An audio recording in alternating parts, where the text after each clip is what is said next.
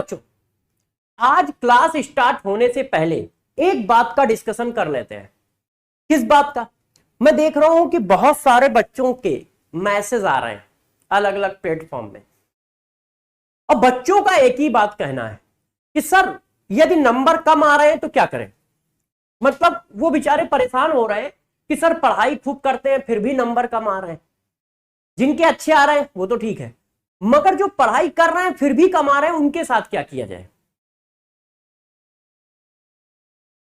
कि सर यार नंबर थोड़े से कम आ रहे हैं, सर प्लीज कुछ बताइए, कुछ गाइड करिए। तो देखो, यदि आपके नंबर कम आ रहे हैं तो इसका मतलब यह है कि आप पहले 5 मिनट अच्छे से लंबी लंबी सांसें लो। मतलब पहले अपने को कूल करो, टेंशन ना लो, पहले अपने को कूल करो, और फिर एक पेन और एक कॉपी पकड़ो, फिर एक पेन और एक कॉपी पकड़ो।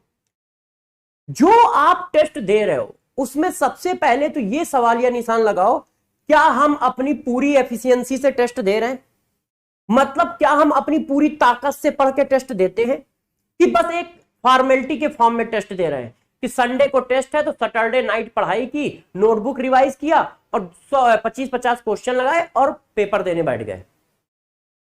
तो पहले ये डिसाइड करो हम फॉर्मेलिटी में दे रहे हैं कि हम पूरी ताकत के साथ दे रहे हैं।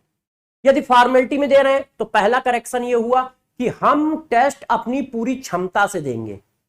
तो हमने एक चीज लिखी कि नहीं, आगे से टेस्ट हम अपनी पूरी क्षमता से देंगे। यदि हम क्षमता से दे रहे हैं, पूरी ताकत लगाते हैं, तो अब देखो क्या करना है आगे। अब आप ये चेक करो कि जो चैप्टर तुमने पढ़ा उस चैप्टर के कौन से टॉपिक के क्वेश्चन ज्यादा गलत हुए। जैसे मैंने पीछे थर्मोडायनेमिक्स पढ़ाया तो थर्मोडायनेमिक्स का पेपर आया, तो आप ये चेक करो कि यार थर्मोडायनेमिक्स के क्वेश्चन ज्यादा गलत हुए, वर्क के क्वेश्चन ज्यादा गलत हुए, या इंट्रोपी वाले क्वेश्चन ज्यादा गलत हुए, या गिब्स फ्री एनर्जी वाले क्वेश्चन ज्यादा गलत हुए, या थर्मोकेमिस्ट्री के क्वेश्चन ज्यादा गलत हुए।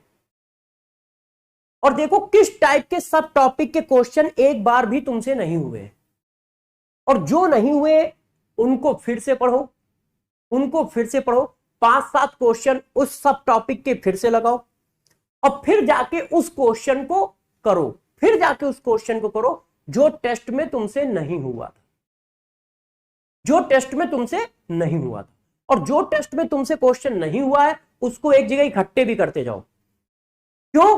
क्योंकि वो क्वेश्चन हर 2 महीने बाद तुम्हें फिर से करने हैं।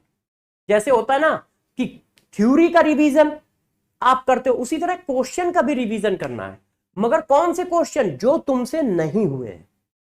तो जब डीपीपी करो तो देखो पहले राउंड में जो क्वेश्चन हो रहे हैं वो छोड़ दो, जो दूसरे राउंड में हो रहा है, मतलब पहले राउंड में नहीं होते हैं, उनको एक टाइप का सर्किल मारते जाओ। क्योंकि जब हम दोबारा क्वेश्चन का रिवीजन करेंगे तो वही क्वेश्चन करेंगे जो पहले राउंड में हमसे नहीं हुए थे। तो आप क्या करोगे? इस तरह से चीजों को करो और एनालिसिस करके देखो, आपका स्कोर इंप्रूव होगा, स्कोर इंप्रूव होगा। डरने की कोई बात नहीं है, हमारे पास पर्याप्त टाइम है। हमें अपने को इंप्रूव करना है, और इंप्रूव करने के लिए बार बार अपनी प्लानिंग को रीचेक करते रहो कि हमारी प्लानिंग ठीक चल भी रही है कि नहीं चल रही है।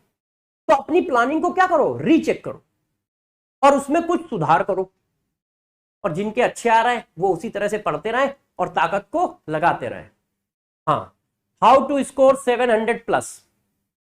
700+ लाना है यदि, तो आप सबसे पहले तो यह ध्यान रखो कि जब भी तुम चैप्टर पढ़ो तो उसका चाहे जितना छोटा सब टॉपिक हो उसकी डिटेल अच्छे से अपने दिमाग में बैठा लो। चाहे जितना छोटा सा सब टॉपिक हो उसकी डिटेल अपने उसमें दिमाग में बैठा लो। तगड़ा रिवीजन रखिए और ज्यादा से ज्यादा क्वेश्चन की प्रैक्टिस करिए, और इफिशियंसी हाई रखिए।